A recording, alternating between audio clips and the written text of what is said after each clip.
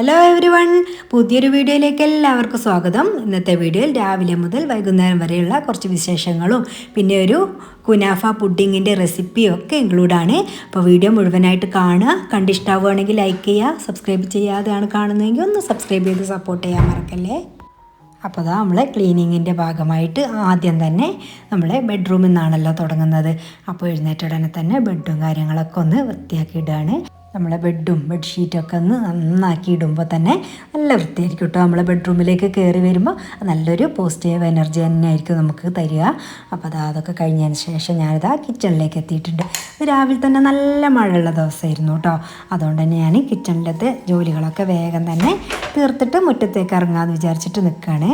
അപ്പോൾ നമ്മൾ രാവിലെ തന്നെ കിച്ചണിൽ ഇറങ്ങിയിട്ട് നമ്മളെ ആ ഒരു കാര്യങ്ങൾ ചെയ്ത് വെച്ചിട്ട് പിന്നെ മുറ്റത്തേക്ക് ഇറങ്ങുകയാണെങ്കിൽ വലിയൊരു പണിയൊന്നും നമുക്ക് തോന്നില്ല.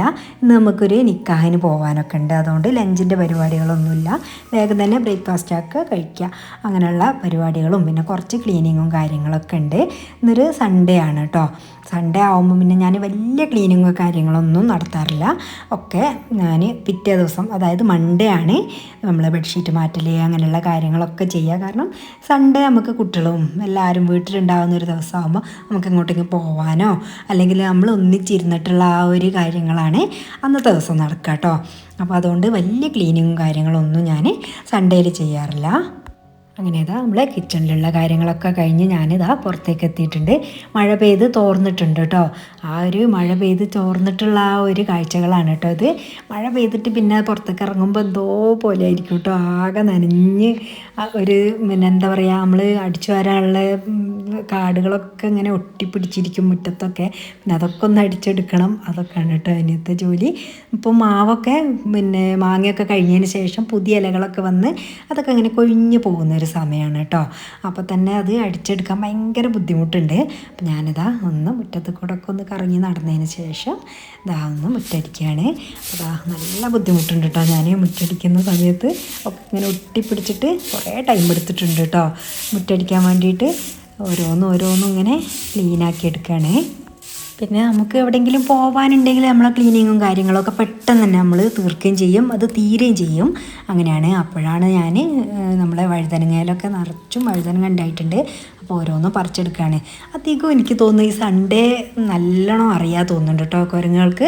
നമ്മളെവിടെയെങ്കിലും പോവും അങ്ങനെയൊക്കെ അങ്ങനെ അറിയും തോന്നുന്നുണ്ട്. അങ്ങനെ ഒരു സൈക്കോളജി ആയിരിക്കും. ആ ഒരു സൺഡേ എന്തായാലും കുരങ്ങ് വരും കേട്ടോ. നമ്മൾക്ക് ഒരാഴ്ച മുഴുവനും കുരങ്ങ് വന്നിട്ടില്ലെങ്കിൽ സൺഡേ എന്തായാലും വരാറുണ്ട്. ഈ വഴുതനങ്ങയൊക്കെ വെറുതെ നശിപ്പിച്ചിടുകയാണ് കേട്ടോ ചെയ്യുക, കഴിക്കൊന്നുമില്ല അത്. അപ്പോൾ ഇങ്ങനെ കീറിയിടുന്നൊക്കെ കാണുമ്പോൾ ഭയങ്കര ഒരു സങ്കടം തോന്നും. അപ്പോൾ അതാ ഞാൻ വഴുതനങ്ങയൊക്കെ പറിച്ച് അകത്ത് കൊണ്ട് വെച്ചിട്ടുണ്ട്. പിന്നെ നമ്മളെ സിറ്റൗട്ടൊക്കെ ഒന്ന് അടിച്ചു വാരി തുടച്ചിടുകയാണ്. അകത്തൊക്കെ ഒന്ന് വെറുതെ അടിച്ചു വാരി ഇടുന്നേ ഉള്ളൂ, തുടക്കുന്നൊന്നുമില്ല.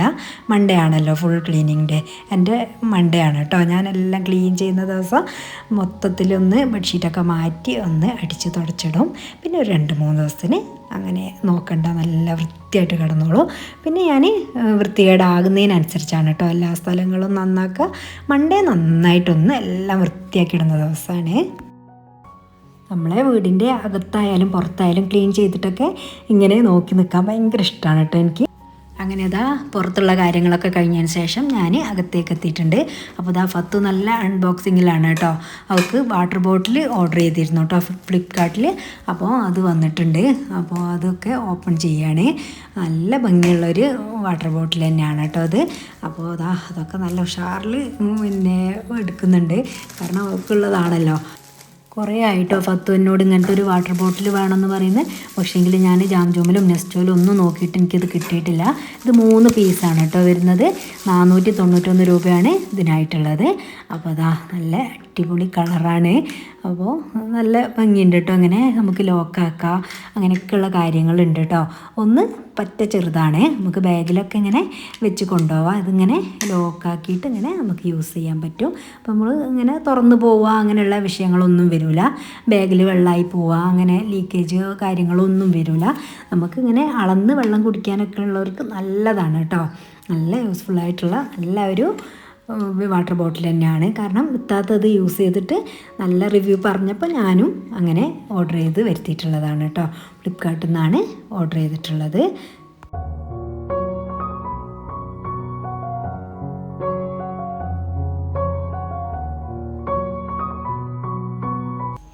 പിന്നെ ഞാനൊരു കുനാഫ പുഡിങ്ങിൻ്റെ റെസിപ്പി കൂടി കാണിക്കുന്നുണ്ട്. അതിന് വേണ്ടിയിട്ട് 1 കപ്പ് പാലെടുത്തിട്ടുണ്ട്.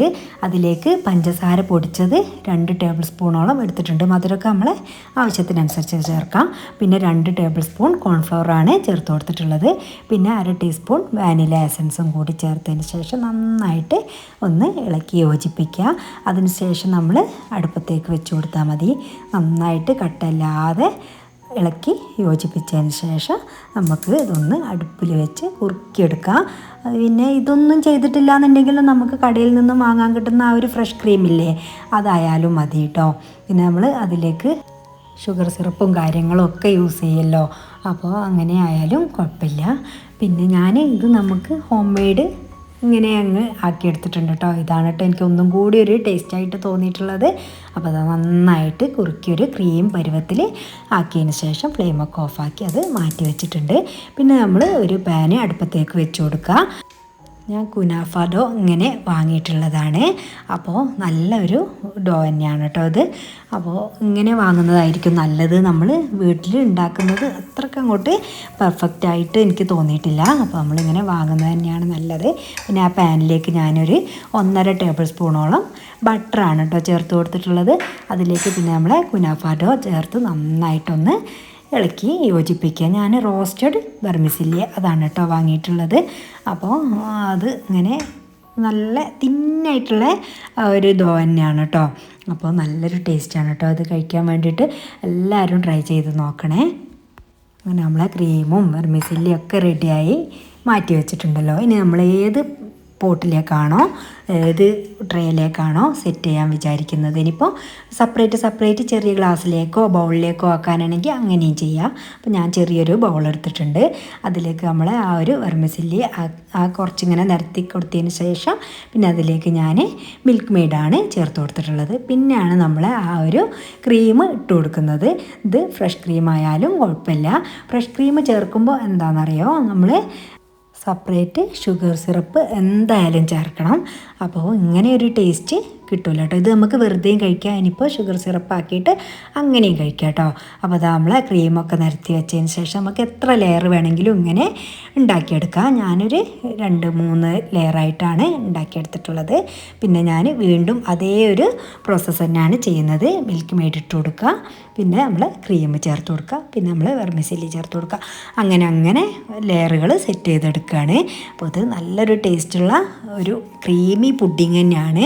ഇത് തണുപ്പിച്ചിട്ട് വേണം കേട്ടോ കഴിക്കാൻ വേണ്ടിയിട്ട്. അതാണ് കേട്ടോ കൂടുതൽ ടേസ്റ്റ്. ഇനിയിപ്പോൾ അങ്ങനെ കഴിക്കണമെങ്കിൽ അങ്ങനെയും കഴിക്കാം. തണുക്കുന്ന സമയത്താണ് നമ്മൾ വെർമിസെല്ലിയൊക്കെ നല്ല സോഫ്റ്റായിട്ട് വരുന്നത്. അപ്പോൾ നമ്മൾ ഈ ഒരു ക്രീമും പിന്നെ ആ ഒരു മിൽക്ക് മെയ്ഡിൻ്റെ ടേസ്റ്റും എല്ലാം കൂടി വരുമ്പം ഭയങ്കര മധുരമായിട്ടൊന്നും തോന്നുന്നില്ല. അപ്പോൾ മധുരമൊക്കെ നമുക്ക് ഇഷ്ടമുള്ള അത്രയും കൂട്ടണമെങ്കിൽ കൂട്ടാം, കുറക്കണമെങ്കിൽ കുറക്കാം. ഞാൻ അങ്ങനെയുള്ള ആ ഒരു അളവിലാണ് കേട്ടോ എടുത്തിട്ടുള്ളത്. പിന്നെ നമ്മളെ കയ്യിൽ ഏതാണോ നട്ട്സുകളുള്ളത് അതൊക്കെ ഒന്ന് കട്ട് ചെയ്തിട്ട് ഇട്ട് കൊടുക്കുക. ശരിക്കും പറഞ്ഞാൽ നമ്മളെ കുനാഫൻ്റെ ഒരു സംഭവത്തിന് എല്ലാവരും പിസ്തയാണ് കേട്ടോ ഇടുന്നത്. അതെൻ്റെ കയ്യിലില്ലാത്തത് കൊണ്ട് ഞാൻ കുറച്ച് കാഷ്യൂനട്ടും ബദാമൊക്കെയാണ് എൻ്റെ കയ്യിലുള്ളത്. അപ്പോൾ ഞാനതൊക്കെ ചേർത്ത് കൊടുത്തിട്ടുണ്ട്. പിന്നെ ഞാൻ ഫ്രിഡ്ജിൽ നിന്ന് തണുപ്പിച്ചതിന് ശേഷം ഒന്ന് എടുത്തിട്ടുണ്ട്. ഒരു 2 മണിക്കൂറെങ്കിലും നമുക്ക് ഫ്രിഡ്ജിൽ വെച്ചിരിക്കണം. അതിന് ശേഷം നമുക്ക് എടുത്ത് യൂസ് ചെയ്യാൻ പറ്റും. ഇനി ഞാനതൊന്നെടുത്ത് ടേസ്റ്റ് ചെയ്ത് നോക്കട്ടെ.